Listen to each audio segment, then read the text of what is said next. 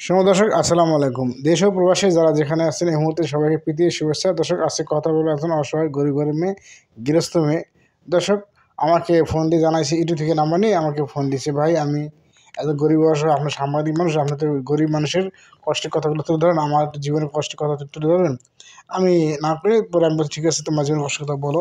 পরে আমাকে জানাইছে, আমি এখন ওর জীবনের কথাগুলো আমি তুলে ধরার চেষ্টা করলাম। এর নাম হচ্ছে জান্নাত, দেশের বাড়ি শরীয়তপুর। খুব কষ্টের দিন যাচ্ছে দর্শক। মেয়েটির বাবা নাই, মাও নাই, খুব এতিম মানুষ, খুব কষ্ট থাকে। এখন খুব কষ্টের দিন যাচ্ছে। ও থাকে, আর বড় আফা আছে, ওর কাছে থাকতেছে। ও এখন অনেক দিন যায়, কষ্টের মধ্যে দিন যাচ্ছে, খুব সমস্যার ভিতরে আছে। এখন বর্তমানে একটু কাজ করে, সেলাই মেশিনে কাজ করে, আর টুকটাক টিউশন করে। হ্যাঁ, টিউশন করে যা টাকা পয়সা পায় ওইতে হয় না, চলে না। আর ওই যে আপনার ট্রেনে কাজ করে দেখা যায় অনেক, ওর বাড়ি থেকে প্রায় 3-4 কিলো রাস্তা দূরে, ওখানে একটা অটো দিয়ে যায়, আবার সময় হেঁটেও যায়, গিয়ে কাজ করে। কাজে দেখা যায় অনেক মেয়েরা আছে কাজ করে একত্রে, প্রায় 10-15 জন কাজ করে। দেখা যায় ও দৈনিক 400, 350, 750 এই টাকা পায়। যা পায় তার অর্ধেক কোম্পানির মালিক রেখে দেয়, আর অর্ধেক টাকা ওকে দেয়।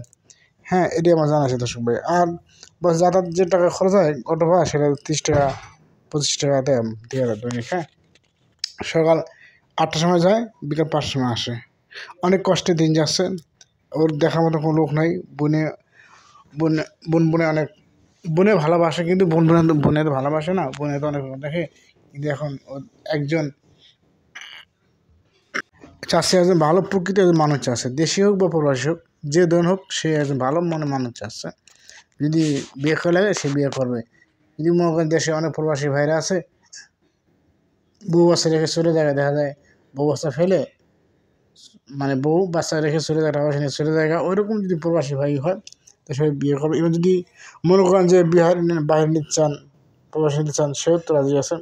আর মনে করেন না আপনার ভাই দাদা বাপ মা বোন দেশে আছে, তা সে থাকার জন্য রাখবেন, সেটাও সে রাজি আছে। বাপ মা হেল্প করবেন, সেটাও সে রাজি আছে। যদি বলছে ভাই আমি দুবেলা দুমুঠো ভাত দিলে আমার চলবে, আমার কোনো বেশি চাহিদা নেই, বেশি অধিকার নেই, আমি গরিব অসহায়, আমি দিনে দিনে খাই, যা টাকা পাই ওই টাকা আমার কষ্ট চলে। আমি দৈনিক কিছু ভালো মন্দটা মানে পড়তে পারি না, ভালো কাপড় পরতে পারি না, খুব কষ্ট দিন যায়।